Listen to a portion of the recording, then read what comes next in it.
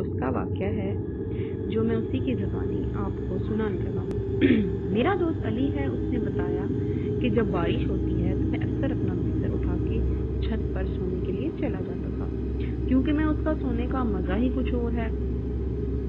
वो भी एक गर्मियों की रात थी, सब घर वाले छत पर सो रहे थे। अचानक एक रात को बारिश होने लगी तो सारे अपनी चादरें तकिए संभाल नीचे भागे, मगर मेरी आदत थी कि मैं नीचे की चटाई अपने ऊपर डालकर सोया करता था जब तक बारिश जोर ना पकड़ लेती, क्योंकि मुझे ऐसे बहुत अच्छा लगता था।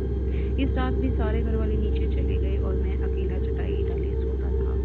हनूनगी में था कि अचानक मुझे दो बिल्लियों के जोर से लड़ने की आवाज़ें आई। लड़ते हुए उनकी आवाज़ें बहुत बुरी लग रही थी।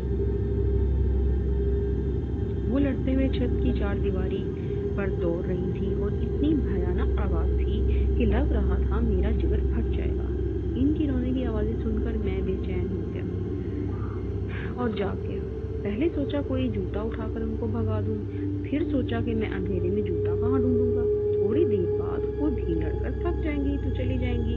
अचानक खामोशी हो गई। मैं दोबारा हनूनगी में चला गया। तभी एक बिल्ली की जोरदार चीख मेरी चारपाई के ऐन नीचे से आई और मैं उछल पड़ा। मैंने चारपाई के नीचे झांका, मगर वहां कुछ नहीं था। इधर उधर नजर दौड़ाई, मगर वहां कुछ भी नहीं था। मैंने सोचा कि शायद मेरे उठते ही उसने साथ वाले कमरे में छलांग मार दी हो। मैंने जूता अपने पास रख लिया कि अब अगर आए तो उसको नहीं छोड़ूंगा। मैं दोबारा लेट गया और खुद को पुरसुकून करते करते थोड़ी देर बाद दोबारा नींद में चला गया। आँख तब खुली जब बिल्ली के गुर्राने की आवाज़ मैंने अपनी चारपाई के सीधी तरफ से महसूस की। उसकी गुर्राहट